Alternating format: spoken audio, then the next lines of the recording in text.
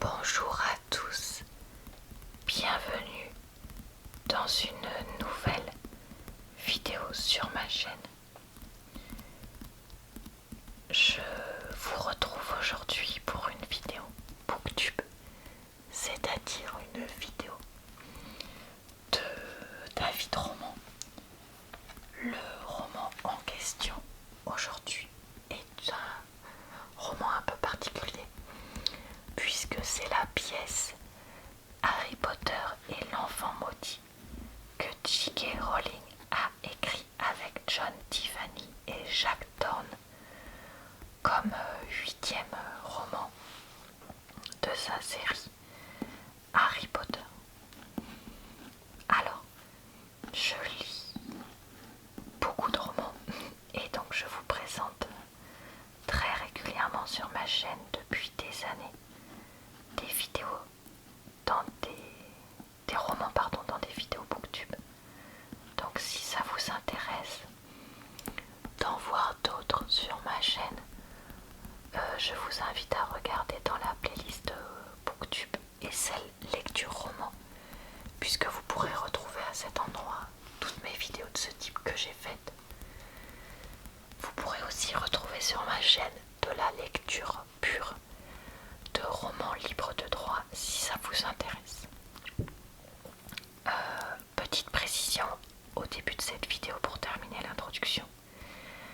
Le livre est en anglais puisque je l'ai lu je l'ai trouvé qu'en anglais dans ma bibliothèque dont le nom est caché là. Et j'en ai profité pour travailler un petit peu mon anglais puisque c'est quelque chose que je fais en ce moment, je vous en avais déjà parlé. Là je vais faire ça pendant entre 6 mois et voire plusieurs années, ça va dépendre de la vitesse à laquelle je progresse. Donc et ben là on va faire comme d'habitude, c'est-à-dire qu'on va lire le résumé, mais je crois qu'il n'y en a pas.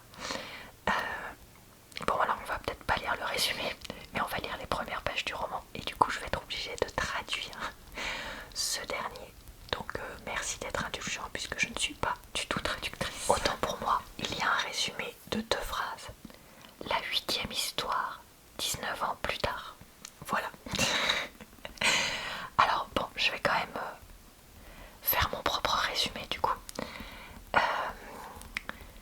Donc à la fin du tome 7 d'Harry Potter, on avait en fait les premières pages de ce roman, de cette pièce. C'est-à-dire que Harry, Ron, Hermione et Draco se retrouvent sur... On dit Draco en français ou Draco? Oh, j'ai un trou de mémoire. Ça fait tellement longtemps que j'ai pas parlé de ce personnage-là. Je crois qu'on dit Draco en français. Autant pour moi, désolé de m'être interrompu. Se retrouvent sur le quai du Poudlard Express avec leurs propres enfants qui partent à Poudlard. Donc voilà, c'est ça le début de l'histoire. Acte 1, scène 1. Gare de King Cross. Une station très remplie de monde et occupée. Plein de personnes essayant d'aller quelque part. À travers tout ce tohu-bohu, de larges cages bougent comme ça. Comment on appellerait ça en français? Bon, je sais pas. Sur le dessus de 2 chariots à valises, ils sont poussés par 2 garçons, James Potter et Albus Potter. Leur mère, Ginny, les suit. Et un homme de 37 ans, Harry, a sa fille Lily sur ses épaules. Albus. Père, papa, il continue de le dire.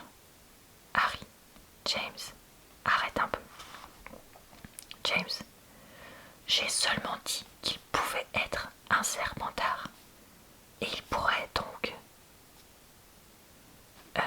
suite au regard de son papa. Ok, c'est bon. Albus, regardant sa mère. Tu m'écriras, n'est-ce pas, Ginny? Tous les jours si tu veux. Albus, non, pas tous les jours. James a dit que la plupart des gens ont seulement une lettre de la maison, environ une fois par mois. Je ne veux pas. Harry, on a écrit à ton frère 3 fois par semaine l'année dernière. Albus, quoi? James. Albus regarde de façon accusatrice James. Ginny, oui.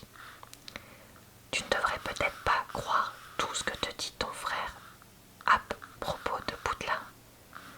Il aime bien rigoler, ton frère. James, avec un sourire en coin. Est-ce qu'on peut y aller maintenant? Albus, qui regarde son père, puis sa mère. Ginny, tout ce que tu as à faire, c'est de marcher directement vers le mur entre les plateformes 9 et 10. Je suis trop excitée. Harry, ne t'arrête pas et ne sois pas effrayé, sinon tu vas t'écraser sur le mur. C'est très important. Le mieux à faire, c'est de courir si tu es nerveux. Albus, je suis prêt. Harry et Ginny placent leurs mains sur le chariot d'Albus. Ginny touche aussi celui de James et tous ensemble, la famille court à travers la barrière. Et bah dis donc, je suis pas prête d'être traductrice, hein, moi je vous le dis, ni bilingue. Scène 2, je vais pas tout lire je crois parce que il me semble qu'elle est plus longue, voilà. Et j'aimerais autant éviter de me d'être pire que ce que je faisais déjà. Quai 9 3/4. Ce quai est couvert de vapeur blanche qui sort du Poudlard Express. C'est vraiment aussi très occupé, très animé. Mais à la place des personnes en costume 3 pièces qui parlent de leur journée, c'est maintenant des sorciers et sorcières en robe qui essayent de trouver comment dire au revoir à leurs enfants chéris. Albus, ça y est, Lily, waouh. Albus, plateforme 9 3/4, quai 9 3/4, Lily. Où ils sont? Ils sont là. Peut-être qu'ils ne sont pas venus. Harry montre Ron, Hermione et leur fille Rose. Lily court vers eux. Oncle Ron. Ron se tourne vers eux au moment où Lily arrive sur lui. Il l'attrape dans ses bras. Ron, tiens, et si ce n'était pas ma Potter préférée? Lily, as-tu mon sort, mon jeu, mon annonce, mon je sais plus comment on dit? Ron, es-tu au courant? Alors je sais plus comment on traduit ça dans le livre. C'est les farces et attrapes Weasley.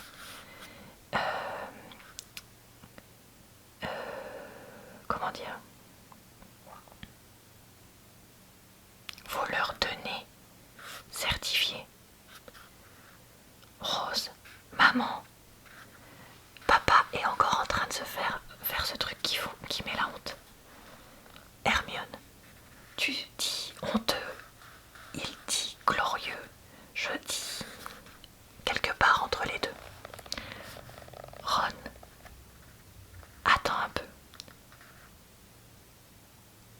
Laisse-moi juste mâchouiller cette air. Et maintenant, c'est juste une simple affaire de... Excuse-moi si je sens un petit peu l'ail. Il souffle sur son visage. Lily, glousse. Lily, tu sens le porridge? Ron, ping, bang, boing. Jeune fille, sois prête à ne pas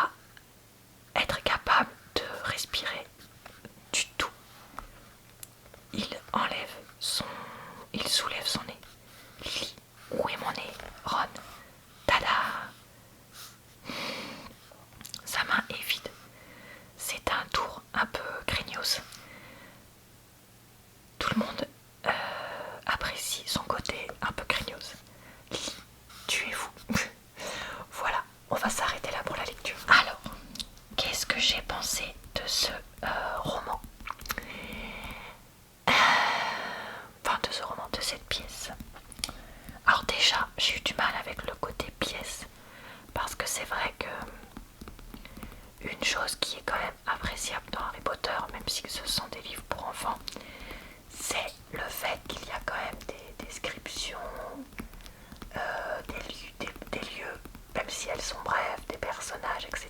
Et là, on n'a quasiment rien, à part parfois quelques lignes au début.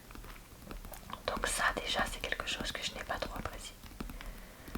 Ensuite, il y a un certain nombre de moments qui me paraissent assez bizarres.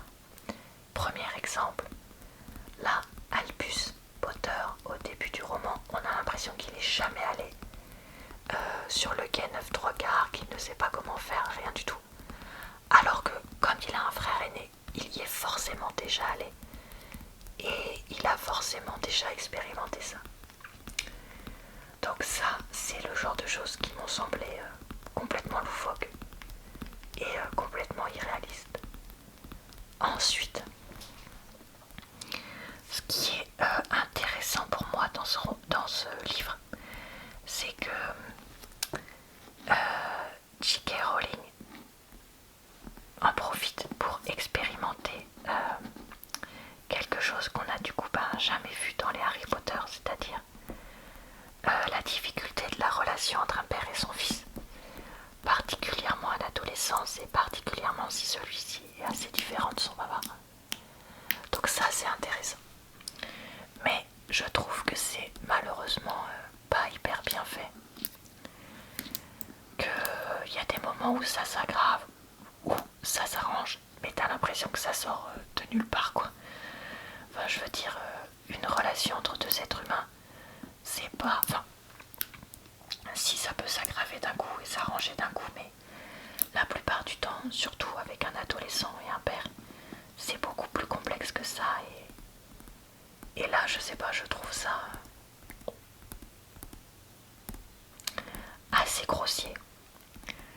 Le côté que Albus a un peu honte de son père, de sa notoriété, tout ça, bon, ça c'est quelque chose que j'ai pu comprendre. Après, le côté je veux réparer les erreurs passées de mon père, après tout, pourquoi pas? Pourquoi pas avoir envie de faire ça? Mais la façon dont c'est fait me semble assez loufoque. Alors certes, Harry Potter, encore une fois, est censé être un livre pour enfants. Et les premiers sont censés être lus par des enfants plutôt jeunes. Donc disons que celui-là, comme Albus a majoritairement entre 11 et 13-14 ans. Après tout, bon, si c'est fait de façon un peu caricaturale et facile, après tout, pourquoi pas? Mais en tant qu'enfant de personnes à qui il est arrivé énormément de choses et qui ont énormément combattu, on a l'impression que leurs parents ne leur ont jamais rien raconté et qu'ils sont du coup d'une naïveté extrême. Chose qui me paraît assez... comment dire, assez délirante, parce que je me dis, si t'as des parents à qui il est arrivé tout ça, si tu connais l'histoire, parce que bon, ils sont censés quand même avoir des cours d'histoire de la magie, ben tu l'apprends tout ça, et tu sais qu'il faut pas faire ça, tu sais qu'il faut pas faire confiance aux inconnus, tu sais qu'on peut pas commencer à trafiquer le temps et les malédictions, sinon ça va pas le faire. D'ailleurs, le livre s'appelle Harry Potter et l'enfant maudit. Je ne sais toujours pas qui est censé être l'enfant maudit. Est-ce que c'est son propre fils ou est-ce que c'est le fils de Drago? Je sais pas, je comprends pas ce titre. Voilà. La fin est d'une simplicité, mais vraiment, vraiment non, quoi. Je vais pas détailler, mais quand il y a une introduction dans un bâtiment officiel vers le premier tiers du livre et la fin en présence des forces du mal sont très très très caricaturales. Honnêtement, j'avais l'impression de lire une fanfiction, quoi, plutôt qu'un vrai livre de J.K. Rowling. Donc voilà. Alors après, je peux comprendre que en faisant une pièce, Et du coup, un livre pour la pièce, bon, on peut pas aller autant dans les détails. Je peux comprendre qu'elle ne voulait pas réécrire une série de romans, tout ça. C'est pas ça le problème. Le problème, c'est que dans ce cas-là, soit t'en fais pas de roman, soit tu mets un minimum d'effort. Mais là, on est vraiment entre les deux, qui ne m'a pas du tout convenu. Et j'étais tellement triste, parce que pourtant, Albus, je l'adore. Le fils de Drago, Scorpius, je l'adore. Même Rose, Harry papa, Ron et Hermione parents, je les trouve super. Je trouve que c'est super intéressant de les voir comme ça. Elle en profite pour évoquer certaines choses, notamment avec Dumbledore. Il y a certains abcès, entre guillemets, qui sont crevés par rapport à Dumbledore dans les romans Harry Potter qu'elle a remis du coup là un peu sur le devant de la scène, et ça c'est bien. Et l'univers, il est toujours aussi bien. Franchement, il n'y a rien à dire. Mais non, vraiment, ce roman, très décevant quoi. En fait, c'est retrouver un univers qu'on aime bien, mais pour une suite décevante. Et en fait, j'avais l'impression de lire un énième roman, ou de voir une énième saison de série, ou une énième suite de films, qu'aurait mieux fait de ne pas exister. Et là, franchement, on est quasiment là. Et croyez-moi, je suis la première à en être déçue, parce que j'aime beaucoup Harry Potter. Voilà, donc est-ce que je recommanderais ce roman? Je le recommanderais quand même à toutes les personnes qui, comme moi, aiment beaucoup Harry Potter, parce que je pense qu'il faut quand même essayer de le lire. Après, est-ce que voir la pièce, ce serait super? Ben, peut-être. Après, je me dis, une pièce, ça reste du théâtre, donc c'est pas pour tout le monde. Je sais pas si j'aimerais ou pas, parce que moi les films c'était pas trop mon truc non plus, donc voilà. Après, est-ce que j'irais le recommander à des personnes qui n'ont pas lu les Harry Potter à l'époque, ou même maintenant, et voudraient du coup essayer un truc plus actuel, si je peux dire ça? Ben non, surtout ne commencez pas par ce livre-là, mon ventre a bruit. C'est soit vous avez lu tous les autres et vous lisez celui-là pour terminer entre guillemets, soit vous les avez pas lus, et dans ce cas-là, surtout ne commencez pas par celui-là. Voilà. Écoutez, pour mon avis, j'ai probablement des millions d'autres choses à dire, mais je veux pas non plus que la vidéo soit interminable. Donc, ma recommandation sur ce roman reste très mitigée. Je vous retrouve, écoutez, très bientôt pour une nouvelle vidéo de lecture et avis roman.